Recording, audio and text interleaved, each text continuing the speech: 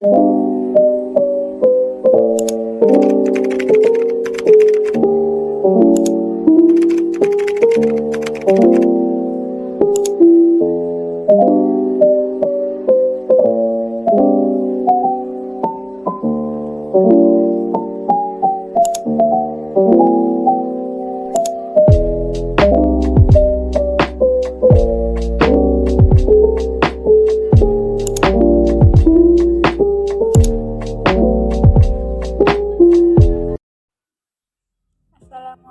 warahmatullahi wabarakatuh. Perkenalkan, nama saya Nurjana Harahap, NIM 2010200004. Pada video kali ini saya akan membahas mengenai sejarah peradilan Islam. Yang pertama, tentang dasar peradilan Islam. Yang kedua, sejarah peradilan Islam pada masa Rasulullah SAW. Dan yang ketiga, tentang peradilan Islam di Mesir. Konsep dasar peradilan Islam. Peradilan ialah sistem atau cara yang dilakukan untuk menyelesaikan suatu sengketa atau permasalahan yang sedang terjadi. Sedangkan pengadilan ialah tempat atau institusi yang dilakukan untuk menyelesaikan. Jadi, peradilan Islam ialah sistem atau cara yang digunakan untuk menyelesaikan suatu permasalahan atau sengketa sesuai dengan syariat Islam, yaitu berdasarkan Al-Quran dan Al-Hadis. Adapun dasar hukum peradilan terdapat pada Quran Surah Shad ayat 26 dan Quran Surah Al-Maidah ayat 49. Rukun peradilan itu ada 5. Yang pertama yaitu adanya hakim, yang kedua adanya hukum, yang ketiga mahkum bih, yang keempat mahkum ilaih, dan yang kelima hukumlah. Prinsip-prinsip dalam peradilan Islam yaitu adanya kemerdekaan kehakiman, kesamaan di bawah hukum, peradilan gratis, sidang dilakukan secara terbuka, kekuasaan kehakiman dalam Islam, mempertemukan pihak yang berselisih, adanya aturan hakim tunggal. Adapun peranan peradilan dalam Islam, yang pertama menghadirkan kemaslahatan dalam kehidupan manusia, yang kedua menjaga hukum-hukum Allah, yang ketiga menyempurnakan kehidupan manusia dalam kehidupan sosial dan bermasyarakat. Yang kedua tentang sejarah peradilan Islam pada masa Rasulullah SAW. Setelah Nabi Muhammad diangkat menjadi Rasul, mulailah beliau menyampaikan risalah dakwah kepada penduduk Mekah. Terutama masalah akidah selama 13 tahun. Pada saat itu, kondisi Islam masih sangat lemah, baik dari segi kuantitas maupun kekuatan. Rasulullah SAW dalam memutuskan dan menetapkan perkara hukum berdasarkan petunjuk wahyu yang diturunkan oleh Allah Subhanahu wa Ta'ala.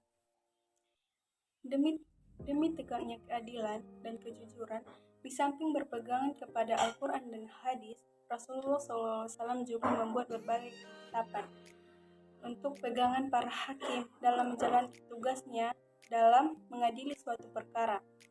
Ada 4 perangkat hukum yang dijadikan panduan bagi kodi dalam menetapkan atau memberikan hak kepada yang berhak menerimanya. Yang pertama adanya ikrar atau pengakuan. Yang kedua adanya bukti atau kesaksian.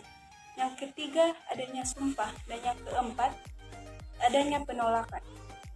Kemudian Rasulullah SAW juga mewanti-wanti tugas seorang hakim agar jangan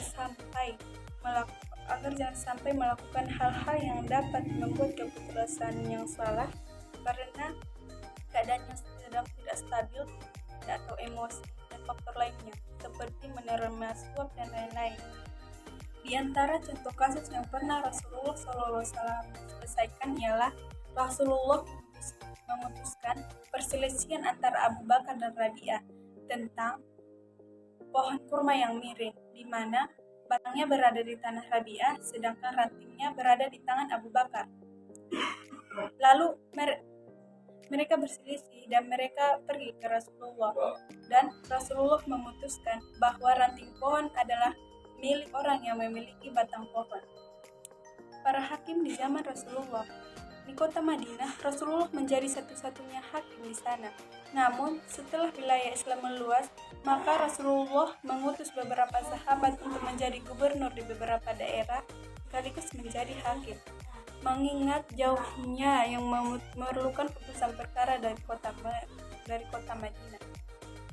Di antara yang ditugaskan beliau ialah Mu'az bin Jabal dan Ali bin Abi Thalib sebagai gubernur sekaligus hakim di kota Yaman, dan Attab bin Asyid ditugaskan di Mekah. Pada zaman Rasulullah SAW telah dikenal adanya peninjauan kembali atas putusan hukum yang telah dijatuhkan. Para hakim di zaman Rasulullah telah ditetapkan gaji sesuai dengan masa dan kebutuhan yang mereka perlukan. Materi yang ketiga tentang peradilan Islam di Mesir. Mesir merupakan negara yang terletak di sudut timur laut benua Afrika. Negara ini berbatasan dengan Laut Tengah, Laut Merah, Sudan, dan Libya. Islam masuk ke daerah Mesir pada masa kepemimpinan Khalifah Umar bin Khattab, ketika ia memerintahkan Amr bin As untuk membawa pasukan Islam ke daerah tersebut untuk mendudukinya. Setelah berhasil menduduki kota tersebut, Amr bin As langsung menjadi amir atau gubernur di sana dan menjadikan kota Fustat sebagai ibu kotanya. Sebelum berbicara tentang peradilan, ada baiknya kita terlebih dahulu membahas tentang perundang-undangan yang terjadi di Mesir. Sebab peradilan yang dilaksanakan atau dilakukan tentu berdasarkan undang-undang atau aturan yang berlaku pada saat itu. Perundang-undangan di Mesir memiliki sejarah yang sangat panjang. Pada masa Mesir kuno yang dipimpin oleh Fir'aun yang mengaku sebagai Tuhan pada masa itu, tentunya kebijakan di situ berdasarkan keputusan oleh raja. Sampai kemudian pemerintahan oleh Umar bin Khattab. Lalu masuklah orang Eropa, yakni Prancis, yang dipimpin oleh Napoleon yang telah mengalahkan dinasti Turki Utsmani.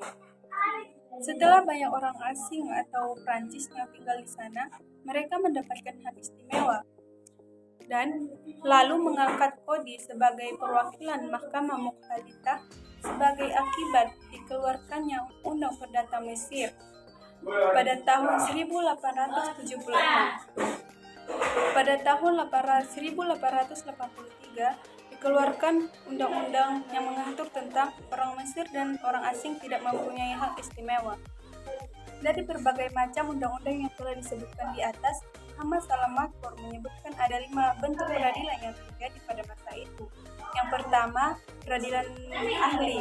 Yang kedua, peradilan campuran. Yang ketiga, peradilan milih. Yang keempat, peradilan syar'i. Dan yang kelima adalah peradilan konsuli. Pengadilan syar'i ini adalah pengadilan tertua, yang bersumber dari fikih Islam. Peradilan campuran didirikan pada tahun 1875 yang di sumbernya adalah undang-undang campuran atau undang-undang asing. Yang ketiga, peradilan ahli. Ini didirikan pada tahun 1883 yang sumbernya adalah undang-undang ahli. Yang keempat, peradilan milih. Peradilan milih merupakan peradilan agama di luar Islam. Dan yang kelima adalah peradilan konsuli. Ini merupakan pengadilan negeri asing. Fase ini melahirkan lembaga-lembaga hukum yang menangani beberapa kasus hukum, di antaranya Mahkamah Mukhalifah, yang kedua Mahkamah Ahliyah, dan yang ketiga Mahkamah Syariah.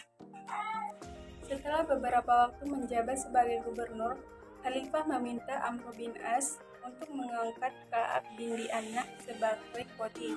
Namun karena Ka'ab menolak, maka Amr bin As mengangkat Utsman bin Qais sebagai qadi. Dan Utsman bin Qais inilah yang menjadi qadi pertama di Mesir. Hukum yang berlaku pada saat itu ialah hukum syariat Islam yang berlaku pada semua bidang kehidupan.